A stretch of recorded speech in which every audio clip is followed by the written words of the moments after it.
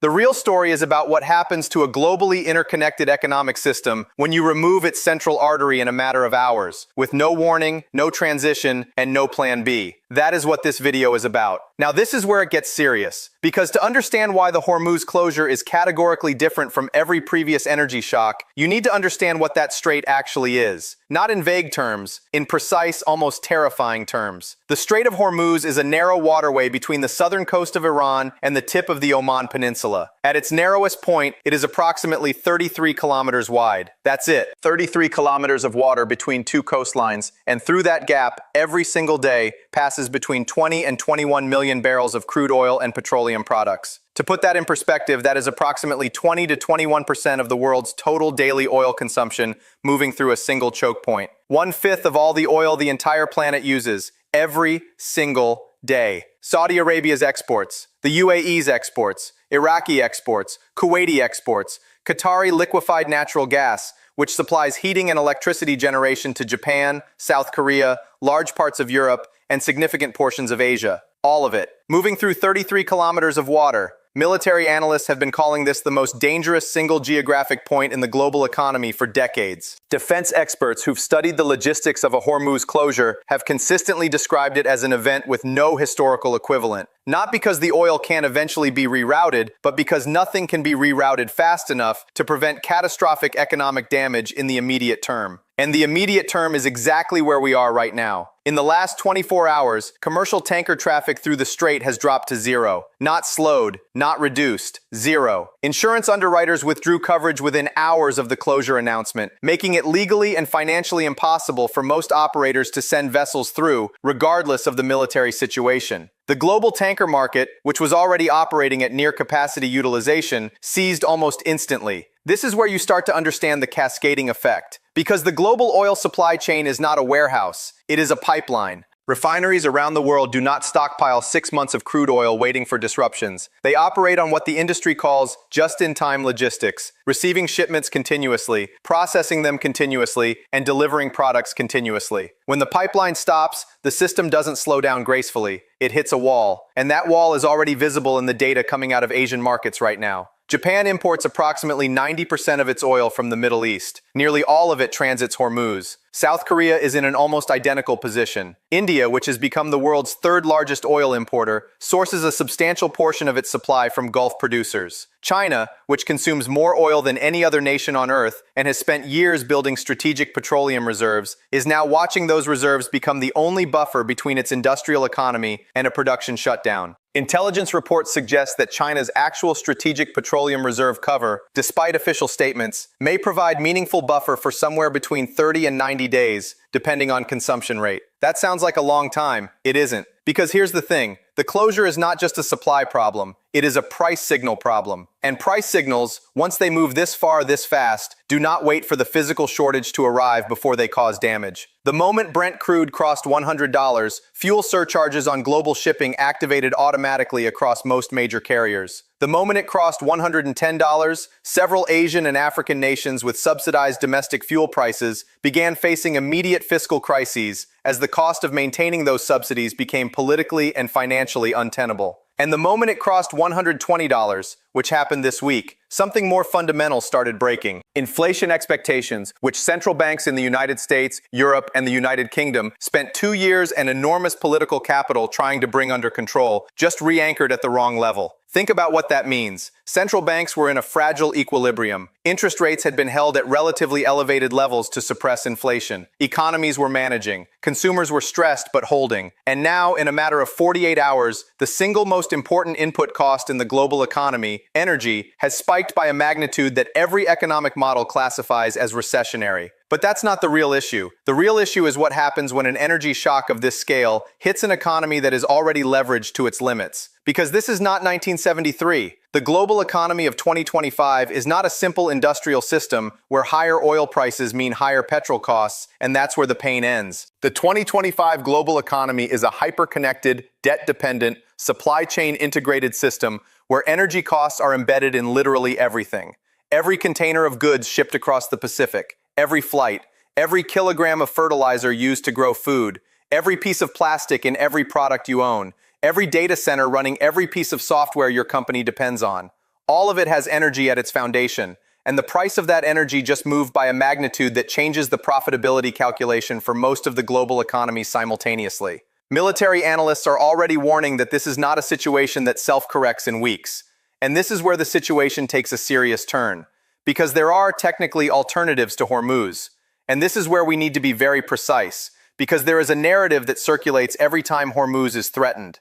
The narrative that says Saudi Arabia has pipelines, the UAE has pipelines, alternatives exist. And that narrative is not wrong. It is just vastly inadequate for the scale of what we are now dealing with. Saudi Arabia's east-west pipeline, which runs across the Arabian Peninsula to the Red Sea port of Yanbu, has a maximum capacity of approximately 5 million barrels per day, under perfect operating conditions with zero bottlenecks at the terminal end. The UAE's Abu Dhabi crude oil pipeline can move approximately 1.5 million barrels per day to the port of Fujairah on the Gulf of Oman, bypassing Hormuz entirely. Iraq has limited options. Kuwait has almost none. Qatar's liquefied natural gas, which moves by ship and requires specific terminal infrastructure at the destination end, has no meaningful bypass route at all. So add those alternative capacities together. Maximum, optimistic scenario. You get somewhere around 7 million barrels per day of bypass capacity against a normal Hormuz flow of 20 to 21 million barrels per day. That is a gap of 13 to 14 million barrels per day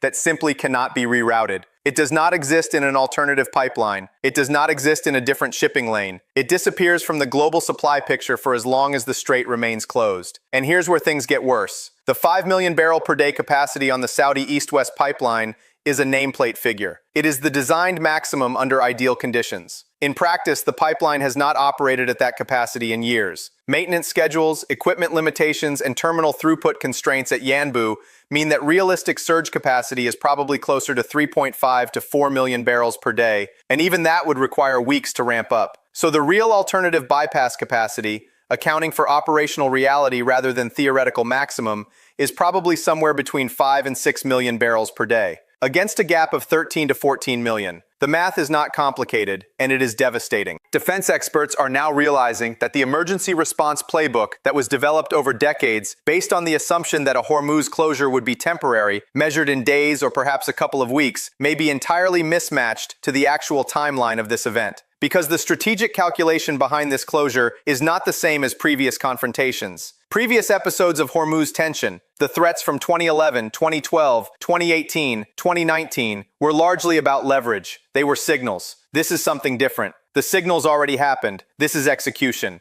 Now let me explain what that means for global GDP, because this is where the numbers become genuinely alarming. The IEA, alongside Goldman Sachs, the IMF, and the World Bank, all have models for what a sustained Hormuz disruption does to global economic output. Those models, even the conservative ones, produce numbers that are uncomfortable to read. A sustained disruption lasting 30 days is typically modeled to reduce global GDP growth by somewhere between 0.5 and 1.5 percentage points. A 60-day disruption enters recession territory for most advanced economies. A 90-day disruption begins to look like a structural economic event, not a cyclical one. But think about this. Those models were calibrated in a world where the global economy had more slack, where debt levels were lower, where central banks had room to cut rates aggressively in response to a demand shock, where inflation was already subdued before the crisis hit. None of those conditions exist today. Today, central banks facing a supply-driven inflation spike caused by an energy shock are in an impossible position. Cut rates to protect growth, and you risk unleashing an inflation surge that becomes politically and socially destabilizing.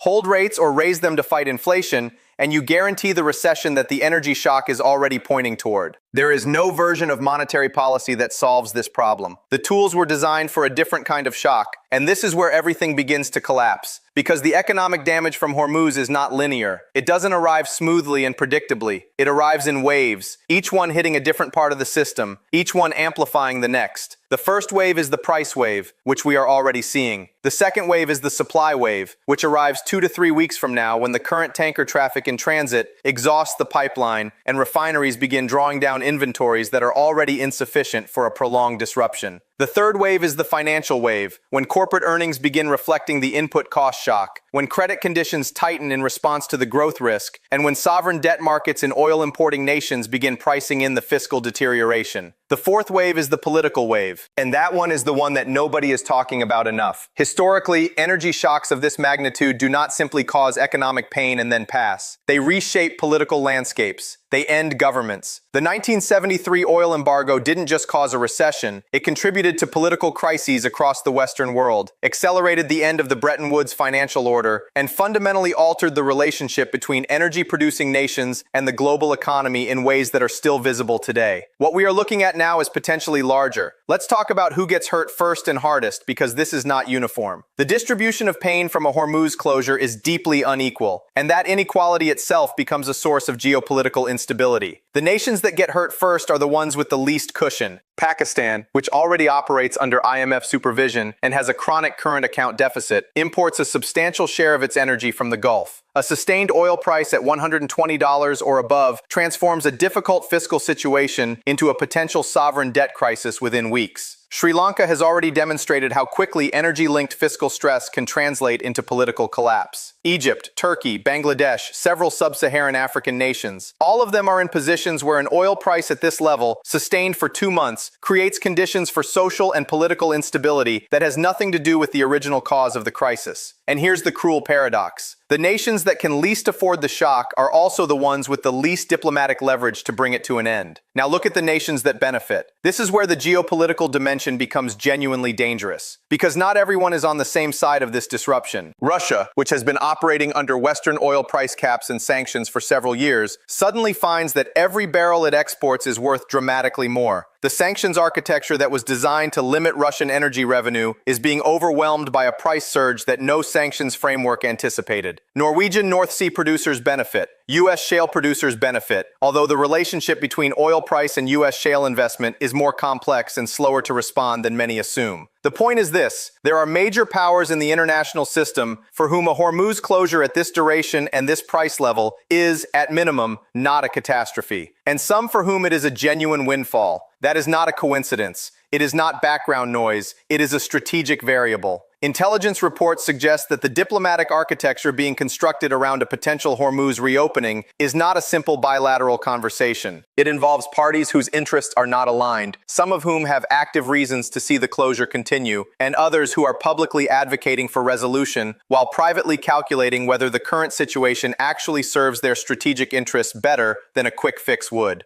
But what happened next changed everything about how those diplomatic conversations are being conducted. Because within 24 hours of the IEA's announcement, the United States activated the Strategic Petroleum Reserve Release Mechanism. The announcement committed to releasing approximately 30 million barrels from the SPR over 30 days in coordination with allied nations. On paper, this sounds substantial. In practice, it covers roughly 2 days of the global supply gap created by the Hormuz closure. Let me say that again slowly because it matters. The largest coordinated strategic petroleum reserve release in history, which is what this appears to be shaping up as, covers approximately 2 days of the supply deficit created by the closure of the Strait of Hormuz. That is not a solution. That is a signal. It is the international community saying we are doing something, not because the something is sufficient, but because the alternative, doing nothing while oil markets free fall into the uncertainty of an indefinite closure, is worse. And financial markets understood the signal perfectly, because Brent crude barely moved when the SPR release was announced, which tells you something important. It tells you that the market has already priced in the SPR response. It has looked at the numbers, done the arithmetic, and concluded that no reserve release on any realistic scale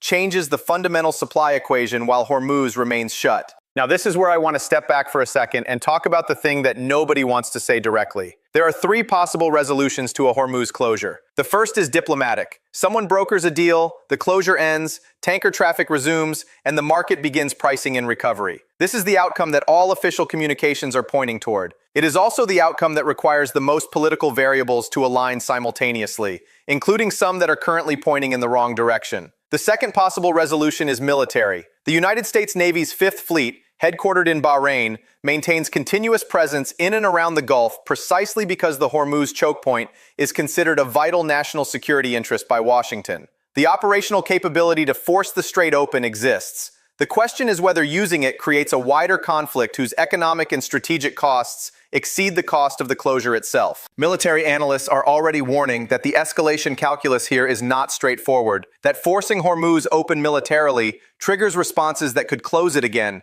damage the terminal infrastructure on which Gulf exports depend, or expand the conflict in directions that are worse for the global economy than the current disruption. The third possible resolution is time. Eventually, the economic pressure on all parties becomes severe enough that the political cost of reopening is lower than the cost of keeping it shut. This resolution is real. It has historical precedent. It is also the resolution that by definition requires the damage to compound for however long it takes to reach that threshold.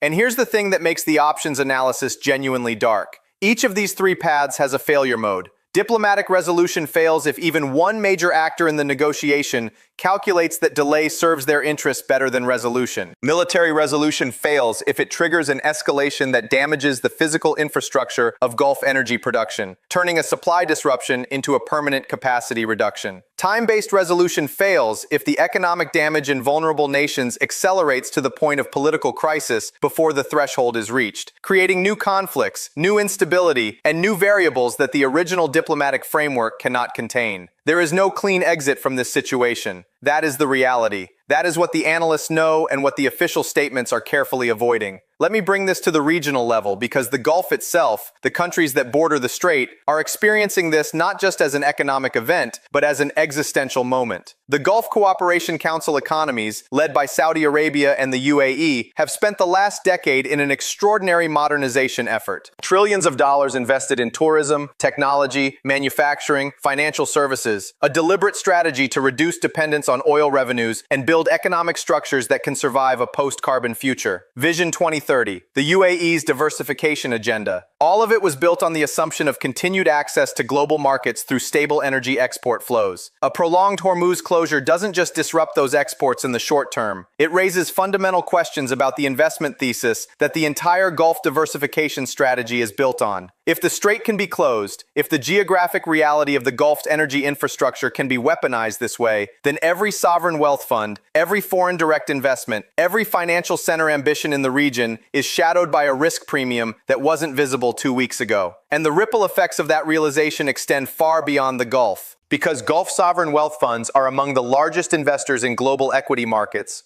real estate, technology companies, and infrastructure projects across Europe, Asia, and North America. If those funds begin reevaluating their liquidity needs in response to fiscal pressure at home, the assets they hold become potential sources of market instability in markets that have nothing geographically to do with the Middle East. This is the globalization trap. The world spent 50 years building an integrated economic system that maximized efficiency by concentrating critical functions, energy, manufacturing, technology, finance, in the places where they could be done most effectively. And the price of that efficiency is a fragility that was always theoretical until it wasn't. The Hormuz closure is that fragility made real. Let's talk about China specifically, because China's position in this crisis is more complex and more strategically significant than most Western commentary is acknowledging. China consumes approximately 15 million barrels of oil per day. It is the world's largest oil importer by volume. A meaningful portion of that supply, the exact percentage is debated, but estimates typically range from 40 to 50%, originates from Gulf producers and transits Hormuz. China's strategic petroleum reserves, as mentioned, provide a buffer measured in weeks to a few months, depending on assumptions about reserve quality and usable volume. But here's what makes China's position uniquely complicated. China has spent enormous diplomatic and financial capital over the past decade building relationships with exactly the parties who are central to this crisis. The Belt and Road Initiative, the China-Iran Comprehensive Partnership, the Saudi-China Energy Agreements, the mediation of the Saudi-Iran Normalization Agreement in 2023, which Beijing celebrated as evidence of its emergence as a genuine diplomatic power. All of that investment, all of that positioning is now being tested in the most direct possible way. If China uses its relationships to broker a resolution, it emerges from this crisis as the indispensable diplomatic actor in the world's most important energy region. That is an extraordinary strategic prize. But brokering a resolution requires leverage over all parties, and leverage requires credibility. And credibility means being willing to use pressure, including economic pressure, on parties that China has carefully cultivated relationships with. The question of whether China will act as a stabilizing force or whether it will manage the crisis in ways that serve its own strategic interests is right now one of the most important unanswered questions in global geopolitics. And the answer is genuinely unclear. Intelligence reports suggest that behind the scenes, Chinese diplomatic communications have been intensive in the last 48 hours. But intensive communication is not the same same as decisive intervention, and the gap between those two things is measured, right now, in billions of dollars per day of economic damage. Now, this is where I want to bring the thread back to where we started, because we began with a number, $120 per barrel. And I told you that $120 is not the ceiling. Let me explain exactly what I mean by that. The oil market is pricing right now not just the current supply disruption, it is pricing the uncertainty about duration and about escalation. Option pricing in the crude market has moved to levels that imply traders are assigning non-trivial probability to scenarios where this closure extends well beyond 30 days and where prices reach levels not seen since the post-pandemic supply shock and potentially beyond. If prices move to 140, 150, the economic models change character entirely. At those levels, we are no longer talking about a growth shock. We are talking about a demand destruction event, which means the global economy doesn't slow down. Parts of it stop. Aviation becomes economically unviable for many carriers at sustained $150 crude. Several European countries, already dealing with post-pandemic debt levels and political fragility, face the choice between energy price caps that destroy their fiscal position and market prices that destroy their political position. Emerging market currencies, which are already under pressure from global risk sentiment shifting, begin experiencing depreciation spirals that make their energy import costs even worse in local currency terms, creating a feedback loop that central bank intervention cannot easily interrupt. And the food system.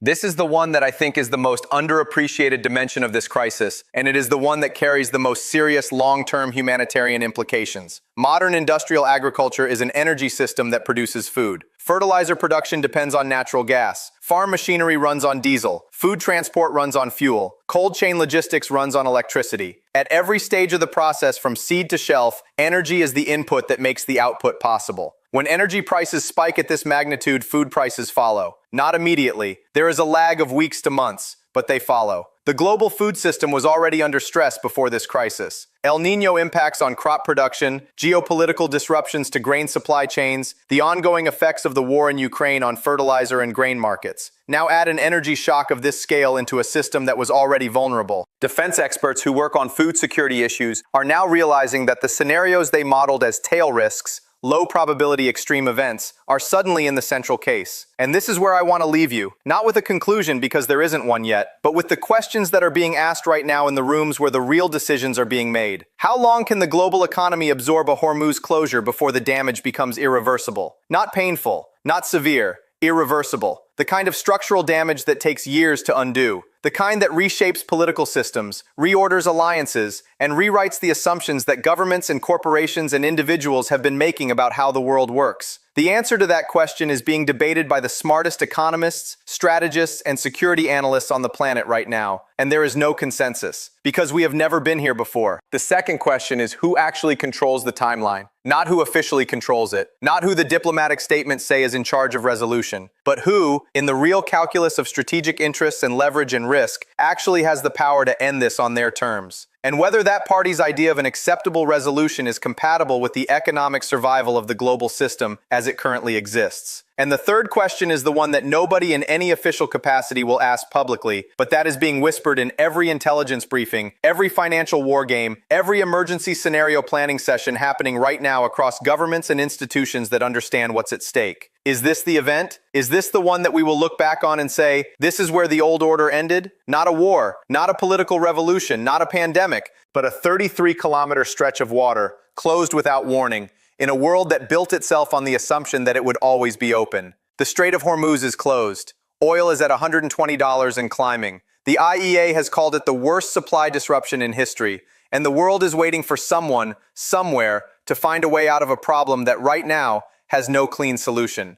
The question is not whether this hurts, it already does. The question is how much and how long, and whether the institutions, the alliances, the economic systems, and the political structures that took 80 years to build are strong enough to absorb an answer that nobody is prepared for.